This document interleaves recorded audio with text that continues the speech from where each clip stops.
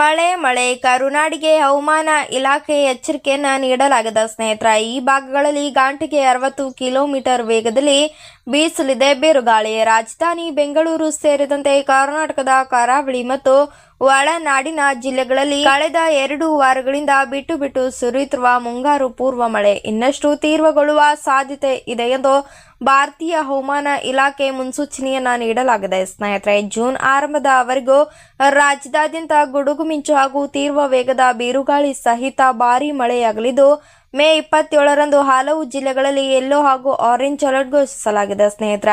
ರಾಜ್ಯದ ಉತ್ತರ ಒಳನಾಡು ಜಿಲ್ಲೆಗಳಲ್ಲಿ ಮೇ 27ರಂದು ಹವಾಮಾನದ ತೀವ್ರತೆ ಹೆಚ್ಚಿರಲಿದ್ದು, ಒಂದೆರಡು ಸ್ಥಳಗಳಲ್ಲಿ ಗುಡುಗು ಮಿಂಚು ಮತ್ತು ಗಂಟೆಗೆ 50ರಿಂದ 60 ಕಿಲೋಮೀಟರ್ ವೇಗದ ಬಲವಾದ ಬಿರುಗಾಳಿಯೊಂದಿಗೆ ಆಲಿಕಲ್ಲು ಮಳೆಯಾಗುವ ಸಾಧ್ಯತೆ ಇದೆ ಸ್ನೇಹಿತರೆ. ಈ ಹಿನ್ನೆಲೆಯಲ್ಲಿ ಹವಾಮಾನ ಇಲಾಖೆಯು ಉತ್ತರ ಒಳನಾಡಿಗೆ ಆರೆಂಜ್ ಅಲರ್ಟ್ ಪ್ರಕಟಿಸಲಾಗಿದೆ ಸ್ನೇಹಿತರೆ. ಒಟ್ಟಾರೆಯಾಗಿ ಮೇ 26ರಿಂದ 28ರವರೆಗೆ ಇಲ್ಲಿ ಬಿರುಗಾಳಿ ಸಹಿತ ಮಳೆ ಮುಂದುವರಿಯಲಿದೆ ಸ್ನೇಹಿತರೆ. ದಕ್ಷಿಣ ಒಳನಾಡು ಜಿಲ್ಲೆಗಳಲ್ಲಿ ಮೇ 27 ಮತ್ತು ಮೇ 28ರವರೆಗೆ ಭಾರೀ ಮಳೆಯಾಗುವ ಸಾಧ್ಯತೆ ಇದೆ ಸ್ನೇಹಿತರೆ.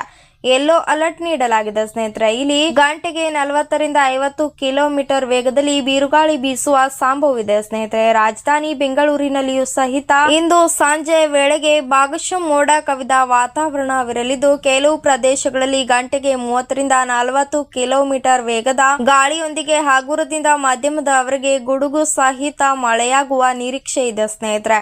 ಕರಾವಳಿಯಲ್ಲಿಯೂ ಸಹಿತ ಮಳೆ ಮುಂದುವರಿಯುವಿಕೆ. ಕರಾವಳಿ ಕರ್ನಾಟಕದ ಜಿಲ್ಲೆಗಳಲ್ಲಿ ಮೇ 26ರಿಂದ ಮೇ 30ರವರೆಗೆ ಸತತವಾಗಿ ಗುಡುಗು ಸಹಿತ ಮಳೆಯಾಗುವ ಸಾಧ್ಯತೆ ಇದೆ ಎಂದು IMD ತಿಳಿಸಿದ್ದಾರೆ ಸ್ನೇಹಿತರೆ. ಮೇ ತಿಂಗಳ ಅಂತ್ಯದವರೆಗೂ ಕೂಡ ಇಡೀ ರಾಜ್ಯದಲ್ಲಿ ಮಳೆಯ ಅಬ್ಬರ ಜೋರಿರಲಿದ್ದು, ಸಾರ್ವಜನಿಕರು ಹಾಗೂ ರೈತರು ಅಗತ್ಯ ಮುನ್ನೆಚ್ಚರಿಕೆ ವಹಿಸುವಂತೆ ಸೂಚಿಸಲಾಗಿದೆ ಸ್ನೇಹಿತರೆ.